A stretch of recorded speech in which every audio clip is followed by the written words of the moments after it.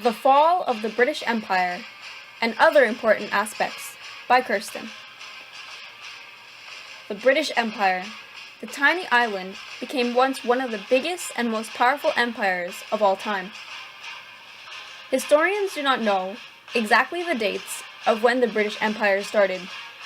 However, we know that it was originally called the Kingdom of Wessex from 519 to 927.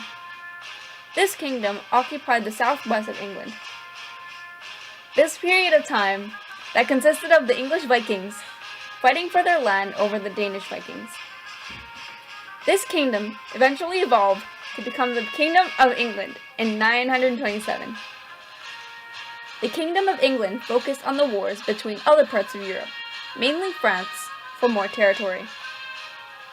Consequently, in 1707, the kingdom signs Acts of Union contracts with Scotland, which then forms the kingdom that we know as the British Empire. The British Empire did not want to expand any further than Europe until Napoleon came along. His French navies wiped out all the other European navies during the French Revolution.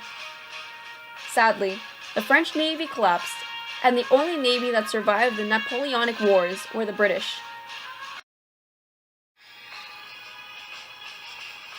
The British quickly started dominating the north of the Atlantic Ocean, including their first stop to Newfoundland, a country where rich fishing places were found.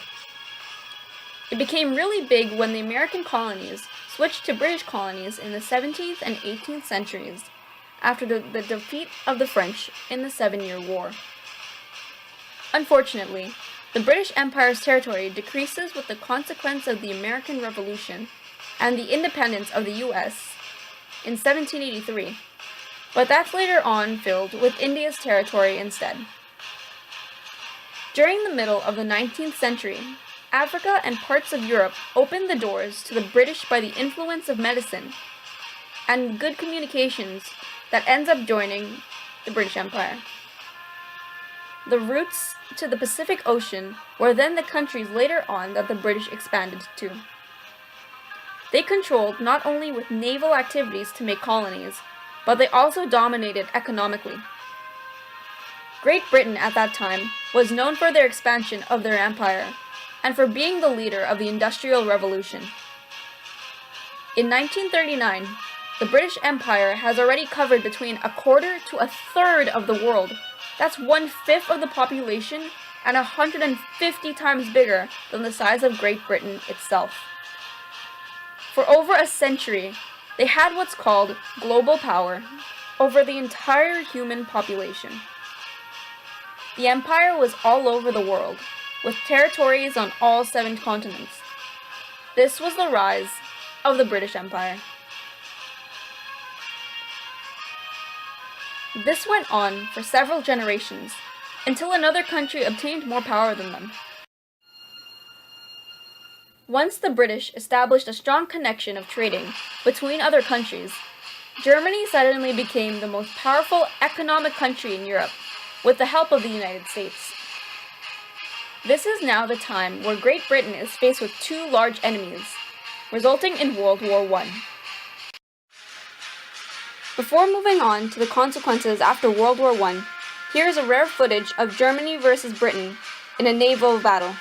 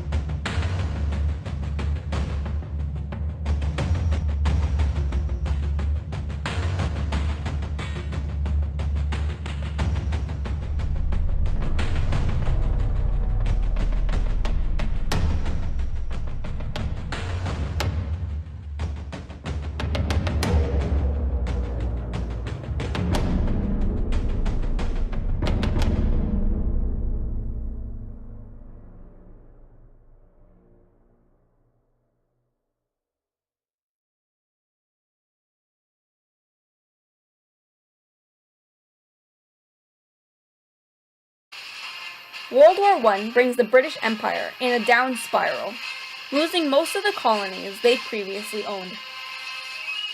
Britain becomes bankrupt and cannot afford the trips overseas, so they started giving up on certain countries they tried to colonize decades before. Over the 6 years of World War I, Britain has lost over 2 centuries of conquering and colonizing countries. The British Empire says goodbye to India, the Middle East, and Africa, the 3 biggest colonies that the empire possessed. Parts of the Caribbean and Pacific colonies stuck around but left a little after. Surprisingly enough, though, it wasn't the Germans that defeated the British. It was the Americans.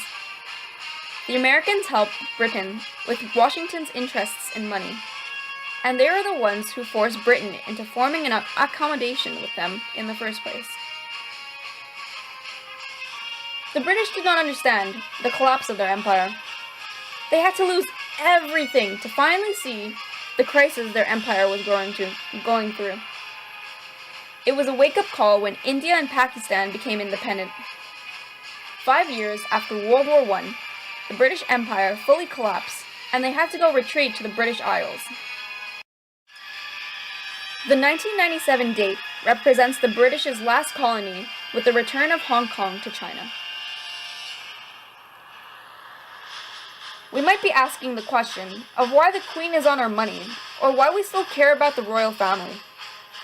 The reason is that, believe it or not, Canada used to be a British country. To summarize what we already learned in previous history classes, Canada was controlled by the British as a colony up to 1867. The French also dominated Canada, although it was the British who considered and named Canada as a colony of England. Canada was changed into a dominion in 1867 that was made up of Quebec, Ontario, New Brunswick, and Nova Scotia. This explains the showing of the Queen on our money and why we still follow up on the latest royal family gossip. Now we ask, why was the British Empire so powerful? Well, the British Empire could not have gotten all of those colonies with only fear and intimidation.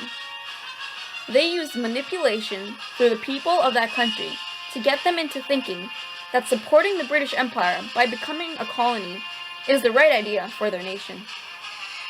Most of the fighting that happened when fighting was needed to colonize a certain country was done by the men of present colonies, so that the British would not have to lose any of their actual British men.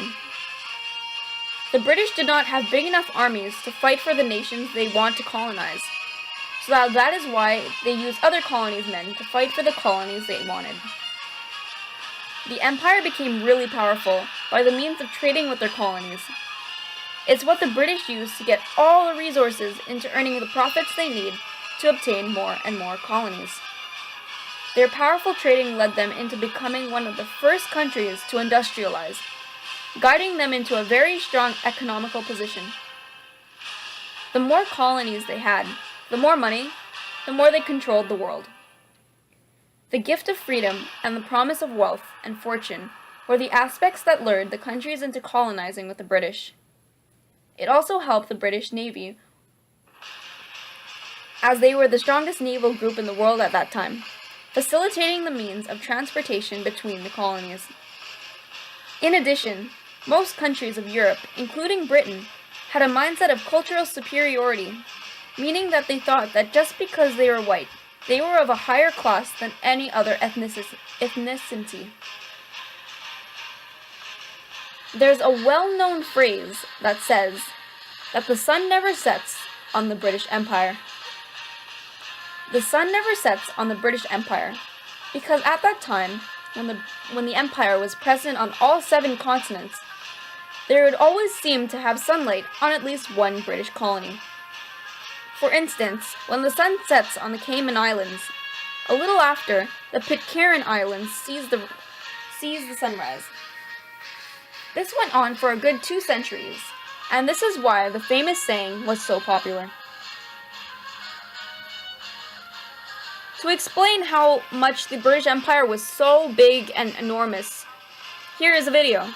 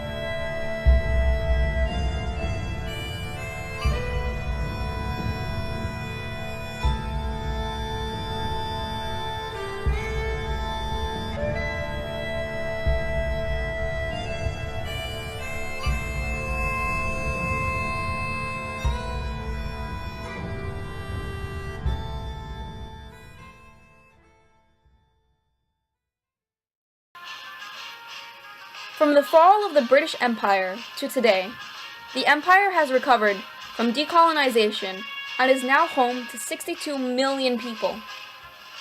Great Britain is presently a prosperous and diverse country, according to the world's recent prosperity poll.